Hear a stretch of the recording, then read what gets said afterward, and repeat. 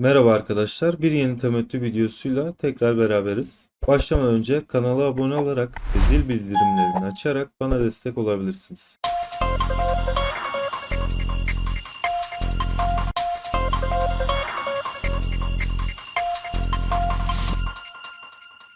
İlk başta temettü yatırımdır, uzun vadede kazandırır. Şu anki enflasyonist dönemde biliyorsunuz borsamız uzun bir süredir düşüşte. Tabii bu temettü yatırımcısı için avantajlı olabilir.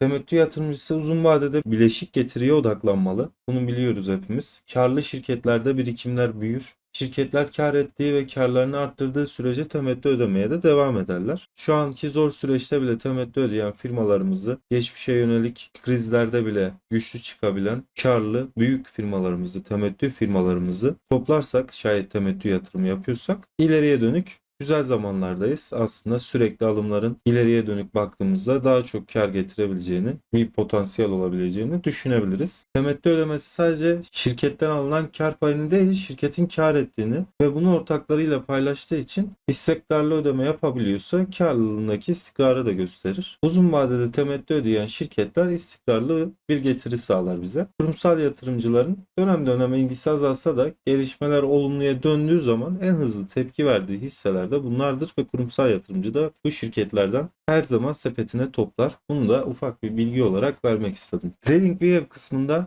şayet temettü takvimi görmek istiyorsanız önce onu da göstereceğim. Şurada sağ altta takvimler kısmı var. Takvimler kısmını açtığımızda şöyle sağ tarafa doğru genişletebiliriz. Burada temettüler kısmını seçip burada G20 ülkeleri gelişen dünyanın en büyük 20 ekonomisi diyor. Buraya Türkiye yazarak sadece Türkiye'yi aratabiliriz veya farklı ülkelerde yatırım yapıyorsak bunları da görebiliriz.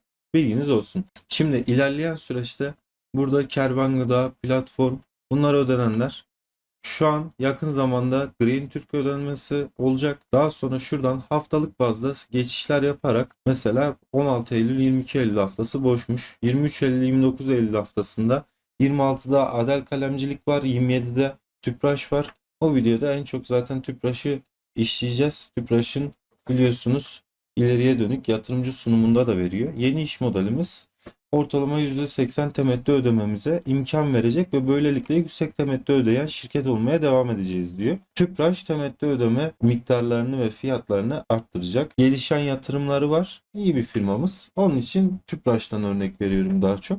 Burada farklı kanallardan da yine ileriye dönük temettü ödemelerini görebiliriz. Bakın şimdi bu önümüzdeki dönemde bunu Info Yatırım'dan aldım bu arada. Info Yatırım'dan siz de yazarak öğrenebilirsiniz. Siz de bu PDF'e bakabilirsiniz. Bakın Tüpraş burada temettü verim oranı %7.46. %10 stopaj kesiliyor. %43'ünü dağıtıyor. Bu dönemde bile %43 dağıtıyor. Elde ettiği net kâra göre bakın piyasa değerine göre net kârı da gayet güzel. %7.46 temettü verimi var. Hisse başı 10 lira 74 kuruş net ödemesi olacak. 27 Eylül 2024'te dağıtım gerçekleşecek. Burada aşağı doğru indiğimizde en yüksek onun dışında Osman var. Osman'da %88'ini dağıtıyor Osmanlı menkul kıymetler. O %11.69 temettü verimiyle 0.99 kuruş yani 1 lira diyebiliriz. 1 lira temettü dağıtacak hisse başına. O da 25 Ekim'de. İnceleyecek olursak öyle çok fazla temettü verimi yüksek fazla bir şirket olduğunu görmüyoruz yılın son zamanında. Biliyorsunuz temettü ayları genelde de zaten Mart, Nisan, Mayıs o aylarda daha çok yoğun oluyor. Kimi firmalar taksit yapıyor. Yılda 2 veya 3 parti şeklinde ödemeler gerçekleştiriyor. Burada da aynı şekilde bakıp görebilirsiniz TradingView kanalında. Yani tek bir kanaldan görmek istiyorsanız her şey var. Burada gelir tablosu, kazanç, ekonomik beklentiler hepsine buradan ulaşabilirsiniz. Bakalım Tüpraş'a. Zaten burada da grafik üzerinde de atıyor. Burada brüt miktarı gösteriyor. %10 düştüğümüzde net miktara ulaşabiliyoruz. Son zamanda tekniğine de bakacak olursak şurada 149'da bir destek bölgesi olduğunu görüyoruz. Günlük zamanda yükselen bir trendin altına düştü. Teknik göstergelerde al veriyor. Bütün hisselerimiz neredeyse aşırı satım bölgesinde. RSI'ye baktığımızda çoğu hissemiz bir yükseliş başlayabilir. Onun için temettü yatırımcısıysanız temettü firmalarını düşük fiyatlardan toplamak için avantajlı olabilir. Aynı zamanda son zamanlarda da paylaşılan temettü şampiyonları kısmında son 20 yılda yüksek temettü verimiyle ilk 3'e giren ve en fazla temettü şampiyonu olan 5 hisse bulunuyor. Bu listede de son 20 yılda en az 10 kez temettü dağıtan şirketleri söyleyeceğim size. En yüksek puanı Doğuş Oto alıyor. Sonra Tüpraş, Ege Seramik, Asuzu ve Ereğli. Tüpraş'ta bu şekilde bir oluşum vardı. Doğuş Oto'ya bir bakalım. Doğuş Oto kanalında da yukarıdan gelen bir düşüş mevcut. Burada baktığımızda gap boşluğu oluşumu mevcut. Çanak formasyonumuz burada çalışmıştı ve ardından gelen bir düşüşümüz mevcut. Yakın zamanda zaten temettü ödedi. Tekrar temettü verimi yüksek bir firmamız Doğuş Oto.